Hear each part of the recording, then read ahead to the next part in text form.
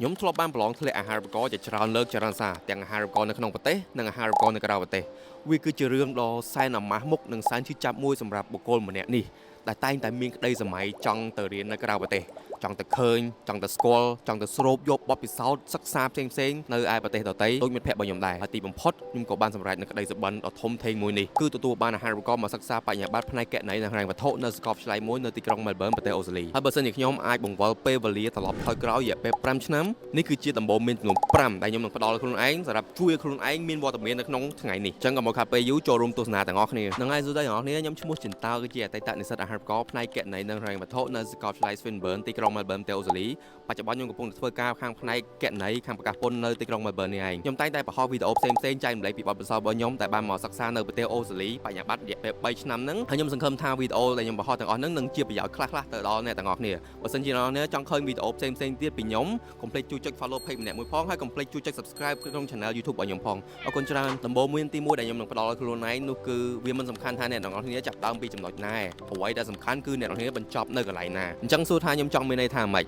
ដោយសារតែវីដេអូទាំងមូលនេះគឺនិយាយពាក់ព័ន្ធជាមួយការសិក្សាឬក៏ការបានអាហារូបករណ៍ផ្សេងៗខ្ញុំផ្ដោតទៅលើការសិក្សានឹងតែម្ដងខ្ញុំនិយាយពីប្រវត្តិខ្លួនឯងបន្តិចខ្ញុំពីដើមមកមិនមែនជាអ្នកបកកែរៀនឬក៏រៀនបកកែខ្លាំងណាស់ណាយទេខ្ញុំរៀនគួរសមធម្មតាកាលពីមុនអង់គ្លេសសឹងថាអត់ចេះសោះហ្មងនិយាយក៏អត់ចង់ចាញ់និយាយបពេកបពើហ្មងតែខ្ញុំមានគោលដៅធំមួយគឺចង់មករៀននៅក្រៅប្រទេសអញ្ចឹងអ្វីដែលសំខាន់ជាងគេសម្រាប់សិស្សដែលចង់ទៅរៀននៅក្រៅប្រទេសភាសាអង់គ្លេសហ្នឹងឯងអញ្ចឹងខ្ញុំដឹងថាអានឹងវាសំខាន់ជាងគេខ្ញុំដឹងថាខ្ញុំអត់ចេះអង់គ្លេសអញ្ចឹងកាលហ្នឹងខ្ទង់ថ្នាក់ទី8ខ្ញុំបានផ្ដោតទៅលើភាសាអង់គ្លេសសឹងថា 100% តែម្ដងមិត្តភក្តិរបស់ខ្ញុំជាច្រើនអ្នកគាត់បានចំណាយពេលបើគាត់ទៅរៀនគួររៀនអីផ្សេងៗកាលហ្នឹងខ្ញុំសុខចិត្តអត់ចំណាយពេលខ្ញុំទៅរៀនគួរឯងខ្ញុំសុខចិត្តយកពេលហ្នឹងទៅរៀនគួរដែរប៉ុន្តែរបៀបជាភាសាអង់គ្លេសវិញខ្ញុំបានដាក់រៀនភាសាអង់គ្លេសពេលថ្ងៃពេញម៉ោងហើយវាគឺជាទង្វើមួយដែលផ្ទុយស្រឡះពីអ្វីដែលមិត្តភក្តិជុំវិញខ្លួនរបស់ខ្ញុំបានធ្វើហើយដោយសារតែការសម្រេចចិត្តមួយនេះបានជួយខ្ញុំមកផ្នែកធំសម្រាប់ការបានទទួលអាហារូបករណ៍មកសិក្សានៅស្រុកគេនេះហើយខ្ញុំនិយាយហ្នឹងមិនមែនឲ្យអ្នកទាំងអស់គ្នាទៅឈប់រៀនគួរឈប់រៀនអីដែលយើងកំពុងរៀនរាល់ថ្ងៃហ្នឹងទេប៉ុន្តែយើងត្រូវសួរខ្លួនឯងច្បាស់ថាយើងនឹងមានគោលដៅអីគេចង់មករៀននៅស្រុកគេយើងត្រូវការគេខ្លះត្រូវការរៀននៅបកកែបានទុកខ្ពស់ក្នុងថ្នាក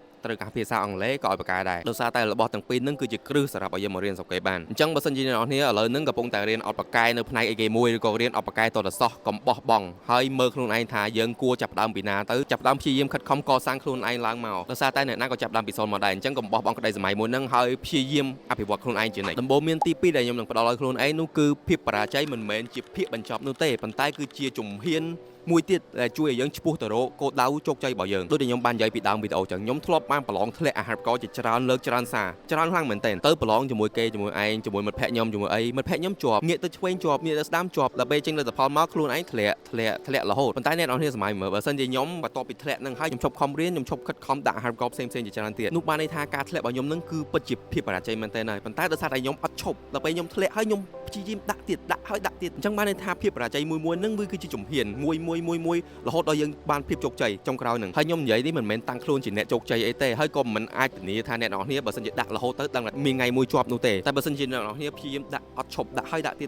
តគង់តែមានថ្ងៃណាមួយសង្ឃឹមថាយើងនឹងចូលសំណាងរបស់យើងនោះទេមានទី3ដែលខ្ញុំនឹងផ្ដល់ឲ្យខ្លួនឯងនោះគឺហាមដាច់ខាតការចំណាយឈ្នានេះនឹងអ្នកដទៃកាលពីខ្ញុំនៅទូខ្ញុំឃើញសិស្សផ្សេងជាច្រើនទៀតគាត់បានប្រឡងសិស្សបកែថ្នាក់រូបវិទ្យាថ្នាក់គណិតវិទ្យាអីជាប់ខ្ញុំអត់ដែរចំណាយពួកគាត់ទេខ្ញុំក៏ដែរស្គាល់ពួកគាត់ដែរប៉ុន្តែខ្ញុំយកទូរស័ព្ទរបស់ខ្ញុំមាន Messenger ខ្ញុំឆាតទៅសួរពួកគាត់ថាពួកគាត់ធ្វើម៉េចបានរៀនបកកែខ្ញុំនៅមាន message ទាំងអស់ហ្នឹងរហូតដល់សប្តាហ៍ថ្ងៃនេះជួនកាលនៅពេលដែលខ្ញុំទៅបច្ចុប្បន្ននេះខ្ញុំបានយកទូរស័ព្ទរបស់ខ្ញុំមកបើកមើលមើលឃើញសារចាស់ៗដែលខ្ញុំបានសិនទៅពួកគាត់ទាំងអស់ហ្នឹងខ្ញុំមានអារម្មណ៍ថាមានមោទនភាពចំពោះខ្លួនឯងដោយសារខ្ញុំចាប់អឹមពីចំណុចសឹងថា0ហ្មងសឹងថារៀនអីក៏អត់បកកែទាំងអស់ប៉ុន្តែខ្ញុំហ៊ានហើយអត់ដែរចំណាយគេហើយចង់ដឹងចង់លូតលាស់ខ្លួនឯងរហូតខ្ញុំបានឆាតទៅសួរគេជាច្រើនអ្នកសិតតែអ្នកដែលរៀនបកកែជាខ្ញុំសិតតែជាសិស្សច្បងអីផ្សេងហ្នឹងអ្នកខ្លះក៏គាត់តបទៅអ្នកខ្លះក៏គាត់តបបន្តិចតួចទៅគាត់មិនសូវចង់តបទៅប៉ុន្តែការឆាតទាំងអស់ហ្នឹងគឺខ្ញុំមិនបានបាត់បង់អ្វីច្រើននោះទេខ្ញុំខាតពេលវេលាបន្តិចតួចតែខ្ញុំអត់និយាយថាហ្នឹងវាជាអ្វីដែលខ្ញុំខាតនោះទេគឺខ្ញុំទទួលបានបទពិសោធន៍ផ្សេងៗពីអ្នកដែលគាត់ចែកម្លែកបទពិសោធន៍មកខ្ញុំហ្នឹងអ្នកខ្លះក៏បានឲ្យដំបូន្មានរបៀបសិក្សាផ្សេងៗអ្នកខ្លះក៏បានលើកទឹកចិត្តខ្ញុំឲ្យខ្ញុំខិតខំព្យាយាមសិក្សាទៅមុខទៀតអញ្ចឹងខ្ញុំលើកទឹកចិត្តឲ្យអ្នកទាំងអស់គ្នាមានភាពក្លាហានហ៊ានឆាតទៅគេឆាតទៅអីសួរដំបូន្មានអីផ្សេងៗដោយសារតែយើងអត់មានអីត្រូវខាតបង់នោះទេហើយបន្ទាប់ពីសួរគេហើយយកដំបូន្មានហ្នឹងមកថ្លឹងថ្លែងខ្លួនឯងហើយអនុវត្តព្យាយាមអភិវឌ្ឍខ្លួនឯងជានិច្ចដំបូន្មានទី4ដែលខ្ញុំនឹងផ្ដល់ខ្លួនឯងនោះគឺ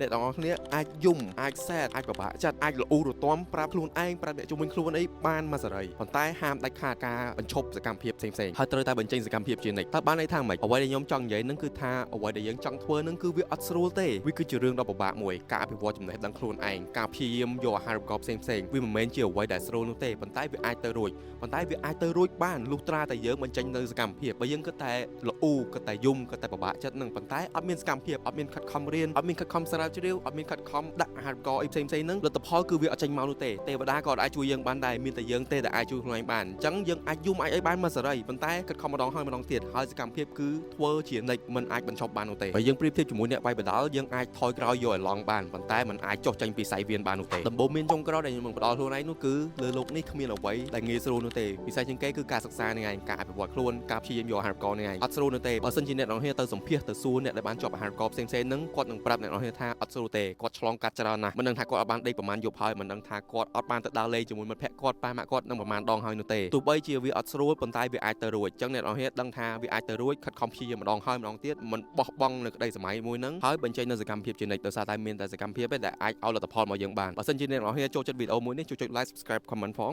ហើយកុំភ្លេចជួយចុច follow page ហើយនិង subscribe ក្នុង YouTube channel របស់ខ្ញុំផងជួបគ្នាវីដេអូក្រោយបាយបាយ